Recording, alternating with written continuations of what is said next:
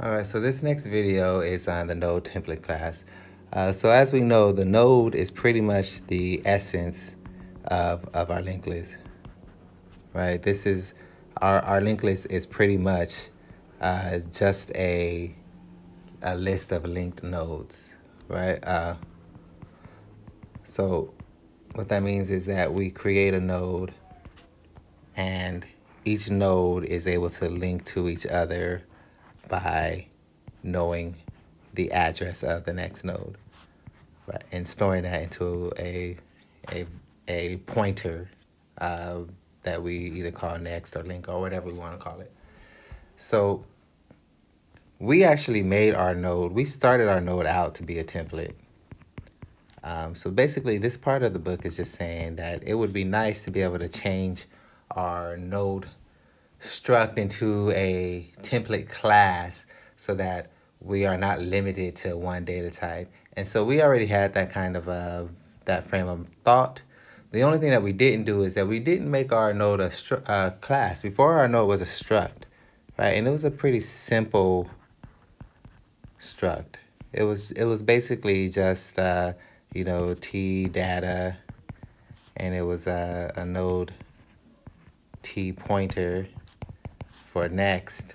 And if we were doing the doubly linked list, then we had a node T for previous. So this book is actually saying, how about we make this node a full-blown class, right? And let's give it constructors, and let's give it getters and setters. So we basically want to give our node some access so that we don't have direct access to our pointers. So we can kind of soup up our node class so that our node has lots of features. And by doing that, that actually makes it a lot easier to make an iterator for that class, for our linked list.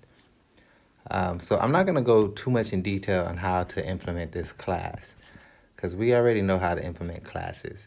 But basically what we want to do is we want to create some public and some private functions, right? So a public would be something like maybe a node T, maybe we want to get the head, right? Our head pointer. I'm going to take that off because that looked really bad. I'm going to say let's get our start, right? Let's call it get start. And that should return our head pointer. We also have a node, maybe we want to get the next, right? Get the next pointer. So we'll do get next.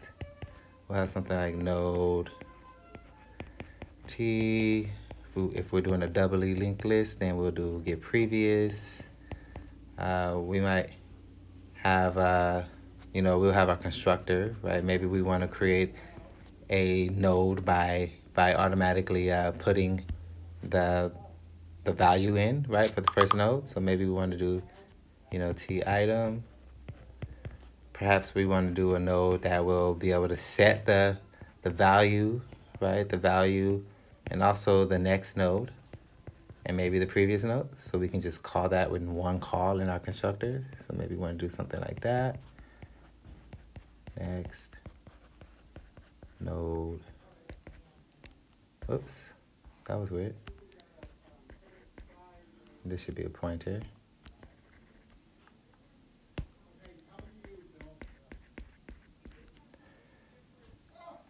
So there's a lot of things that we can do inside our node. So we already created our node as a template struct. So I would recommend going in and changing your node so that it's an actual class. And then in the upcoming videos, you'll see why that will work really well when we create our iterators. So that's basically what this section is actually talking about. So I'm not going to spend too much time. The secret word on this is pencil. I probably already used pencil. Let's say it's pretzel, right? So the secret word is pretzel. I'm not going to spend too much time on this. I do want to I want to make note that, if we're gonna do these getters and setters for our node, then it's important that we would create the private variables. And then we want to protect these. Let's actually protect these. So let's not get in the habit of actually accessing these by themselves. Let's actually use our getters and setters to do the access.